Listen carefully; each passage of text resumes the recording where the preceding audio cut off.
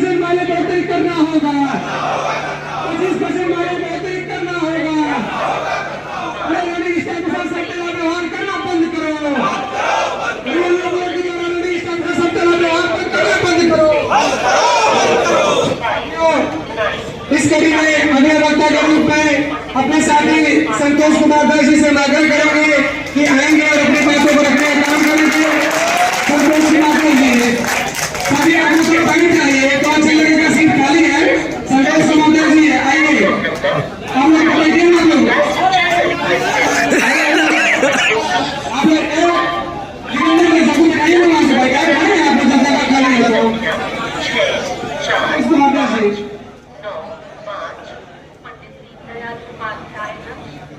से चलकर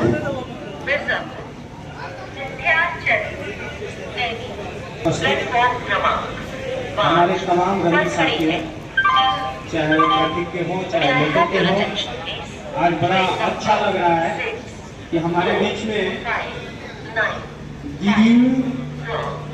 गिरियू प्रयागराज मेरी गाड़ी संगम तक पहुंच गई है।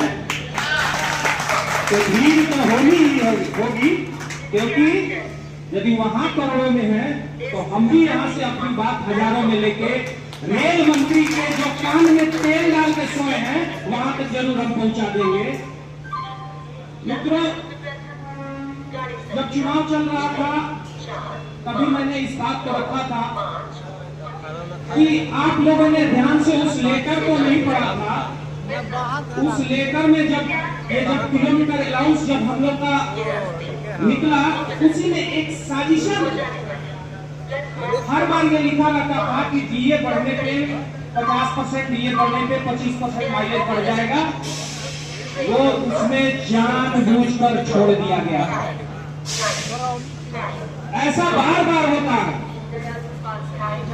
और ये प्रशासन जो है कुत्ते की धूम है, जिसको आप खींचते हैं तो लगता है ये सीधा हो गया, लेकिन ये सीधा नहीं, वैसे ही ये अत्याचार की एक लंबी कहानी। और आप देख लीजिएगा, जो भाई हमारे घर पे बैठ के व्हाट्सएप खेलते हैं, वो पक्का याद कर ले कि आने वाले दिन में यदि भीड़ आपके पास नहीं रही, ये भीड़ तंत्र है और भीड़ तंत्र ही लोकतंत्र है, और आपकी आवाज वहां तक नहीं पहुंचेगी। और आप आने वाले दिन में ये ताली बजाने की बात नहीं है, मैं लिख के दे देता हूं कि आपका 30% भी कटने से कोई नहीं रोक पाएगा। आज 13 महीना हो गया और हमारे कान में जू तक नहीं रेंग रही है। हमारे यहाँ जब बीजीएम चल रहा था, सेंट्रल बीजीएम चल रहा था, तो वहां पे भी लग रहा था कि ये तो मेरा अधिकार है, हमको ऐसे ही मिल जाएगा।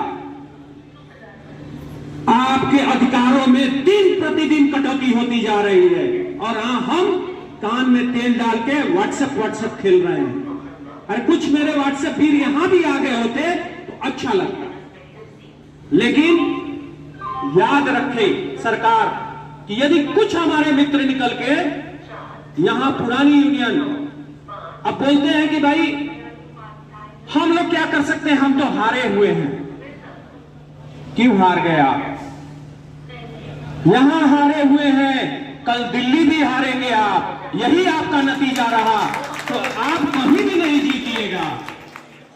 क्या आपको इसके लिए भी मना कर दिया गया था कि आप 25% के विरोध में शामिल हो?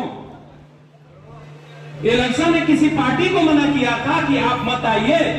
जिस तरीके से ईसीआरयू ने खुले मन से हमारा समर्थन दिया, इसीलिए हम ईसीआरयू के पक्ष में गए और चुनाव जिता के आपको दिखा दिए। आपसे ये नहीं बनता कि एक लाइन लिख दे कि हम ये 25% की लड़ाई में आपके साथ तन मन धन से हैं। क्यों? क्योंकि आपके बड़े नेता नहीं बोलेंगे। हमको कोई बड़ा नेता ईसीआरयू का बोलने गया था कि मैं बनारस से चल के आ गया यहां पे, आप लिखते नहीं है। आपको 20% से ज्यादा वोट मिला है दो बड़ी पार्टियों को। आपके पास भी एजिटेशन करने का उतना ही अधिकार है। आपको लगता है कि ईसीआरयू का इसलिए हम नहीं आए, तो कल आप कर्मचारी यूनियन का बुलाइए, कल कांग्रेस का बुलाइए। हर जगह लसा अपने रनिंग के हितों की मांग के साथ खड़ी है और खड़ी रहेगी। लेकिन आपसे वो नहीं होगा, क्योंकि आपके बड़े नेता बोल दिए मत। उन्होंने बोला कि यूपीएस का जश्न मनाओ, लड्डू खाओ, निकालो। बाद में काउंटिंग के दिन एक नेताजी बोल रहे थे कि वो लड्डू बड़ा ही भारी पड़ा। तो जब इस तरीके से आप ये जश्न मनाइएगा और यदि विरोध प्रदर्शन में नहीं शामिल होइएगा तो आज 25% जहां वोट पाए हैं, कल हो सकता है कि 2.5% आपको रहना पड़े। और अभी अभी जो भी यूनियन में हमारे जो भी पदाधिकारी बनेंगे, मेरा उनसे एक नम्र निवेदन है और मुझे उम्मीद है कि सभी लोग इसका समर्थन करेंगे। गार्ड और लोको पायलट जो हमारे भाई ट्रेन मैनेजर और लोको पायलट जो अलग अलग ब्रांच में है, उनको एक ब्रांच में कीजिए, तब ये लड़ाई लड़ी जाएगी। नहीं तो एक पीछे की तरफ मूव करता है, एक आगे की तरफ मूव करता है, कभी हमारी एकता नहीं हो पाती है, जिसके नाते हम वैसे ही आगे हो जाते हैं। ये इस बात को आप बड़े गंभीरता से लीजिए, नहीं तो देखिए हम लोग बहुत शांत में रहते हैं, लेकिन जैसे ही गाड़ी से उतरते हैं एक दूसरी तरफ मूव करता है, एक दूसरी तरफ मूव करता है। इसका केवल और केवल एक ही कारण है कि हमको जानबूझ के दो ब्रांच में रखा गया। कभी एक न हो, संख्या इनकी एक न हो, नहीं तो कल को रनिंग और ट्रैफिक रनिंग एक साथ होंगे, कहीं ये न बोलने लगे कि अधिकार सबसे ज्यादा मेरा है, कल मेरा हर जगह प्रतिनिधि होगा। तो जब इनका प्रतिनिधि होगा तो ये 25% का लफड़ा ही नहीं होगा। किस तरीके से बोल दिया, कौन वित्त सचिव होता है? यदि एक साथ हम रहेंगे, एक साथ लड़ाई लड़ेंगे तो आज ये कभी ऐसी नौबत नहीं आएगी। आज ये नौबत आती है कि ट्रेन के 60 डिग्री टेम्परेचर में इंजन में हम काम करें, उनके यहाँ लैट्रिन दे दिया, पानी नहीं दिया जानबूझ के। क्या दोनों अलग अलग हैं? लड़ते रहिए। वैसे ही हम रेल कर्मचारियों को इतने भागों में बांट दिया कि आज ये नतीजा है कि किसी का कुछ काट दीजिए, किसी का कुछ काट दीजिए। पिछले पे कमीशन में जैसे पे कमीशन अनाउंस हुआ, लोगों में खुशियों की लहर दौड़ गई, महंगाई बढ़ गई। ज्यादातर जगहों पे क्या हुआ कि भैया कितना बढ़ेगा, कोई 2 गुना, कोई 3 गुना, कोई व्हाट्सएप से, कोई फेसबुक से, कहां से चीजें लिख के लेके आने लगा। लेकिन आप जान जाइए कि आप, मैंने ज्यादा पे कमीशन नहीं देखा है, लेकिन छठवां और सतवां बड़ी नजदीक से देखा है। पांचवा में हम लोग जरूर आए थे, लेकिन छठवें सातवां को ये देखा, पांचवा को पढ़ा, चौथे को पढ़ा। आप दिन प्रतिदिन देखते जाइएगा कि आरएसी में किस तरीके से कटौती हुई है। ये जो कटौती है क्यों हो रही है? क्योंकि आप ड्यूटी करके को जाने वाली कुछ समय में प्लेटफॉर्म क्रमांक एक बिहार में अधिकारी गालीबाज हुआ करते थे, एक हमारे यहाँ हो गया। आपको बोलने से डर लगता है, आपको वो लगता है कि पता नहीं क्या करेगा। अरे टिट फॉर टैट हम्मुराबी की कानून संहिता बोलती है, जो जैसे आवाज में समझेगा उसी आवाज में समझाया जाएगा। तो रेल बोर्ड जिस भाषा में समझेगी, वित्त सचिव जिस भाषा में समझेगा, भारत सरकार जिस भाषा में समझेगी, उसी भाषा में हम लोग समझाएंगे। आज ये इतनी हजारों की मात्रा में ट्रेन चला के आप पापाई लूट रहे हैं, तो किस वजह से पापाई लूट रहे हैं? सारे रनिंग स्टाफों की छुट्टी बंद है, वो अपने बीवी बच्चों के साथ कुंभ नहीं नहाएंगे, पूरी दुनिया को नहलाएंगे। साथ जब जब कोई भी पर्व त्योहार आता है, हम लोग बीवी बच्चे हमारे मुंह देखते हैं, लेकिन हम पूरे भारत को, पूरी दुनिया को चलाते हैं। और जब हमारी बात आती है तो आप बोलते हैं कि नहीं, ये तो लिखा ही नहीं हुआ है।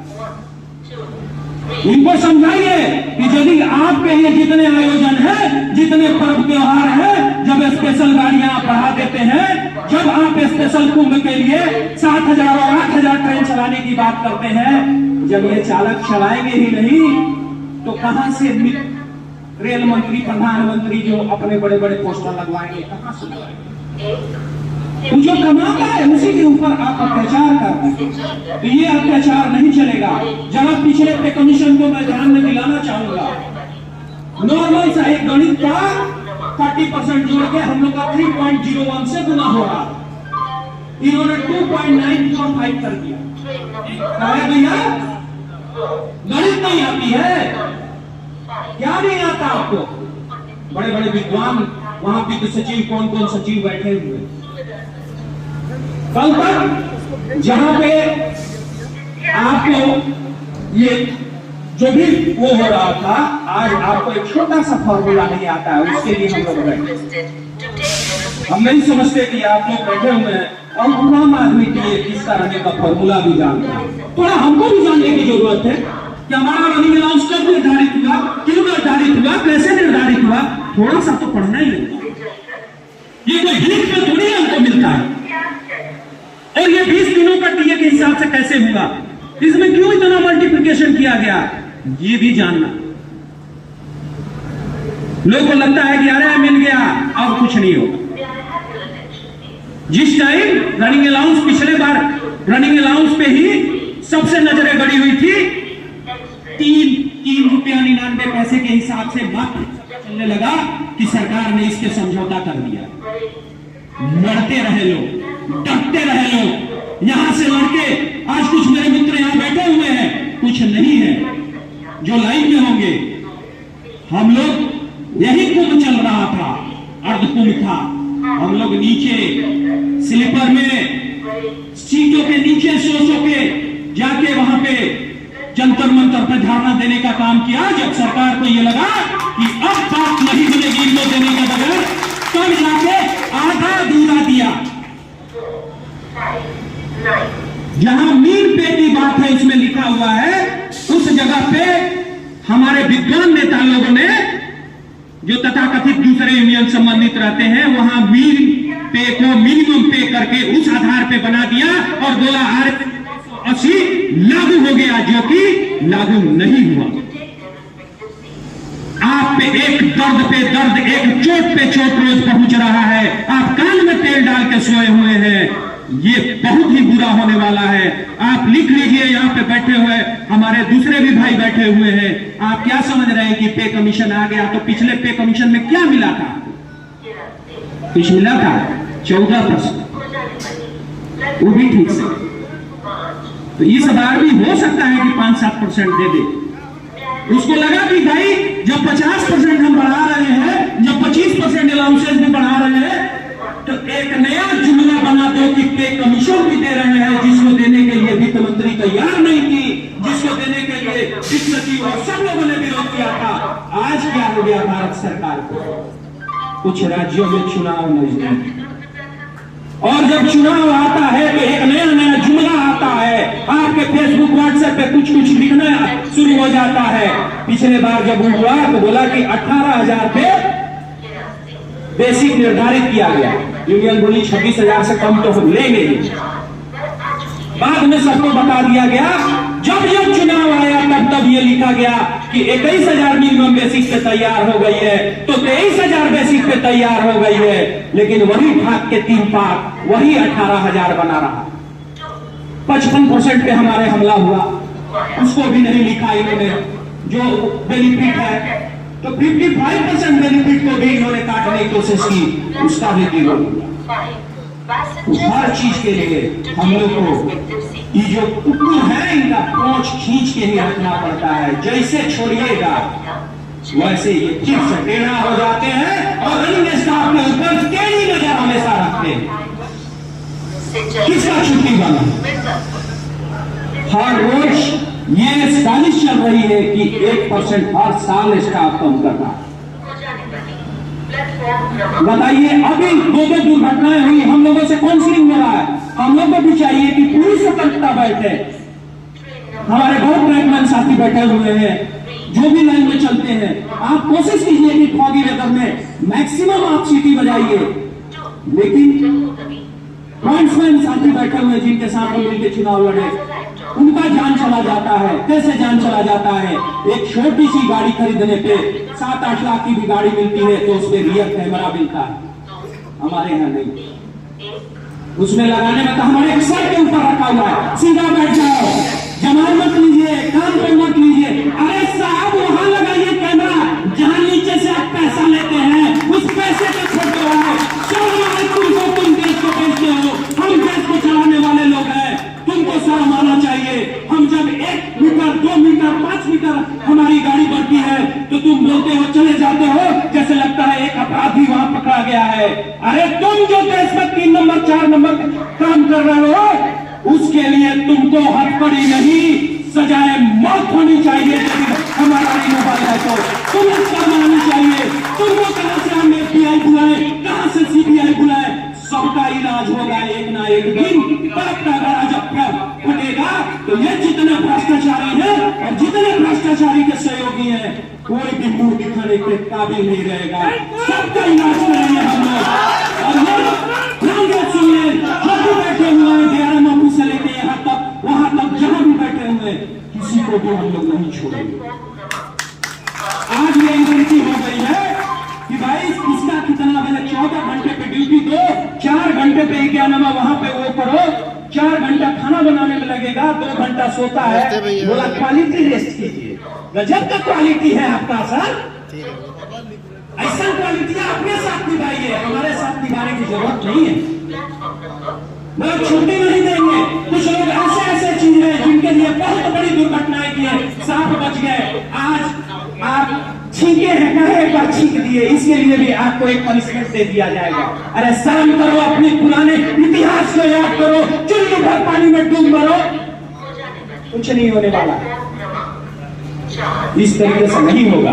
जो लोग घर पे, सब लोग को जब 4 घंटा खाना बनवा सकते हो यार, 16 घंटे का रेस्ट मिला था, आधा घंटा के लिए यहाँ पे आ जाते, 1 घंटे के लिए आ जाते, मुंह दिखा देते। हमको कोई शौक नहीं लगा हुआ है कि हम बारात से आएंगे, लेकिन लगता है कि नहीं, अभी मरा नहीं है, अभी हम जिंदा हैं। और ये बताने के लिए हम यहाँ पे आते हैं। हमको ये नहीं है कि क्या हमको मिलेगा, हमको मालूम है कि यहाँ पर कुछ लोग बैठते हैं जो जब भी कोई प्रोग्राम होता है तो उसका रिकॉर्डिंग करते हैं, ले जाके साहब को दिखाते हैं, व्हाट्सएप चलता है, उसका भी कॉपी चला जाता है। अरे तुम इन बीच में से जब जय चंद्र बने हुए हो तो तुम्हारा भी वही दुर्दशा होगा। सबका एक दिन हिसाब होता है, तुम्हारा भी होगा। घबराओ मत, प्रकृति सबके साथ न्याय करती है। नेचुरल जस्टिस का सिद्धांत हमारे संविधान आर्टिकल 366 में देता है और पक्का न्याय होगा। आज जो लड़का लिखना पड़ता है, साहब चलो भूकंप करो भाई, शायरी। अरे जो तू करो कर रहे, देख नहीं रहा है कोई, आंख बंद है सबका, तो सब लोग देख रहे हैं। सहना छोड़िए, लड़ना सीखिए, उसी दिन आपकी रियल आजादी होगी। बोलते हैं लोग कि देश आजाद 2014 में हुआ, 1947 में तो हम लोग आजादी पड़े थे, लेकिन रियल में अभी आजादी नहीं मिली है आपको। 26 जनवरी आ रहा है, गणतंत्र जरूर हम मनाते हैं, लेकिन आप आज भी ये भ्रष्ट तंत्र बन के रह गया है। यदि प्रयागराज के हमारे बंधु बैठे हुए, यहाँ बगल रनिंग रूम में अच्छा खाना मिल सकता है, तो यहाँ पे क्यों भैंसों और जानवरों वाला खाना क्यों खाते हैं हम? ये सोचना, कुछ चीजें तो है। और हमारे जो मित्र आए हुए हैं प्रयाग से, हमारे सचिव महोदय बैठे हुए हैं, जिनको हमने नवनियुक्त यहाँ की जो भी कमेटी लड़कों ने किया, लड़िएगा यहाँ के भीड़ वातावरण में, गंदे वातावरण में दूषित मत हो जाइएगा, नहीं तो नतीजा ये होगा कि पता लगा कि आपके यहाँ भी यही चीजें स्टार्ट हो गई। आप ऐसा कीजिएगा कि वहां के अच्छा इलाके इतना अच्छाई भर दीजिएगा कि यहाँ की बुराई भाग जाए, बशर्ते कि वहां यहाँ की बुराई वहां मत लेके चले जाइएगा। ये आपसे विनम्र निवेदन है। तो मित्रों, ये लड़ाई आप सोच रहे हैं कि एक दिन प्लेटफार्म में बैठ गए हो गया, नहीं होगा। उसके लिए भी प्लेटफार्म पे हम लोग बैठे थे। 24 घंटे का भूख हड़ताल हुआ, 48 घंटे का भूख हड़ताल हुआ, दिल्ली गए, हर तरीके से कोर्ट में गए, जाके रेल मंत्रालय को हड़ताल की नोटिस दिया गया। और शुक्र हो लोहानी साहब का, जो थोड़ा बहुत उस टाइम दरिया दिल रखते थे कर्मचारियों के प्रति, तो हमारे ट्रैकमैन भाई हो या जो भी हो, उस एक बढ़िया ऑफिसर के चलते आज ये चीजें संभव हो पाया। तो उनका हम गुणगान करते हैं। और जो भ्रष्टाचारी है तो हम भी चाहते हैं उनको लत्तम जुत्तम पैजार हो, ये चीजें न हो कि वो बैठ के वहां पे वो करते रहे और सब कुछ चलता रहे। तो पहला जो यूनियन बना है, उससे मेरा पहला नम्र निवेदन है कि गार्ड और लोको पायलट एक हो, और समस्या जितनी एकता बनेगी तो गार्ड लोको पायलट एक होंगे और टीटी एक होंगे। अब तो लोगों ने, रनिंग वालों ने समर्थन देके एक पार्टी को ही जिता दिया है, तो हम लोग चाहेंगे कि पूरी रेलवे जो है वो एक हो, हर विभाग एक हो, चले तो एक दूसरे का दुख दर्द समझे। कोई ट्रैकमैन भाई के साथ कुछ हो जाए तो रनिंग वाला दौड़ा हुआ जाए, कहीं प्लान डिपो में कुछ हो जाए तो वहां की ट्रैकमैन भाई सब लोग दौड़ते जाए। तो पूरी तरीके से एक होइए, जितना एक होइएगा उतना ये लोग डरेंगे। जितने इस टाइप के चापलूस और भ्रष्ट लोग हैं ये लोग डरेंगे। और जिस दिन टूटिएगा तो समझ जाइए कि आपका फिर कभी कभी आप नहीं जुटिएगा। तो इस लड़ाई को बढ़ाइए। और 30% जो ये है आप लिख के रखिए कि इस बार यदि ये विरोध नहीं हुआ, ये 2025 में यदि नहीं विरोध हुआ तो 26 में आप याद करके रख लीजिए कि आपका 30% कटने जा रहा है। और आप घर में जाके कान में तेल डाल के सोइए, ऐसा ही होगा। एक एक चीज आपका कट जाएगा। ये कोई भीख में नहीं हमको मिलता है। हम भी 8 घंटा ड्यूटी करके घर जाके अपने परिवार के साथ सोते, हमारी भी छुट्टियां चलती रहती, बहुत चीज गंवाया जाता है। आप जब यदि इन अलाउंसेस को पढ़ेंगे कि ये 30% लगभग 100% का डिमांड हमेशा होता है, जिसमें फैमिली सेपरेशन से लेके ये क्या नाम नेचर अगेंस्ट जॉब से लेके बहुत सारी चीजें होती है, क्लाइमेट से लेके बहुत सारी चीजों के बदले में ये पे एलिमेंट मिलता है। और पे एलिमेंट भीख नहीं है। रनिंग रूम में इनके यहाँ अच्छा हो सकता है, हमारे यहाँ खराब हो सकता है, तो ये कोई वो नहीं है। ये हमारा पैसा है, किसी के बाप का नहीं है जो बैठ के उसको चढ़ा चढ़ा खाएगा और हम लोग उसके लिए सोते रहेंगे। इसलिए मित्रों इस बात का ध्यान रखिए कि अब तक जो हो रहा था, तो अब हमारी नई यूनियन आई है, हम इनसे विरोध वो करेंगे, अनुरोध करेंगे कि जाइए लड़िए। सभी रनिंग भाई वहां पे आएंगे। इन्हीं सब बातों के साथ हम उम्मीद करते हैं कि सारे भाई लोग एकता बनाए रखेंगे। एकता जिंदाबाद, जिंदाबाद, एआईजीसी जिंदाबाद, विश्व के मजदूरों को रेल प्रशासन होश में हो, पूरा काम पूरा दाम। अभी तो ये लड़ाई है, अभी तो ये लड़ाई है। एवं प्रसाद अमर रहे, एवं प्रसाद अमर रहे। जिंदाबाद। धन्यवाद।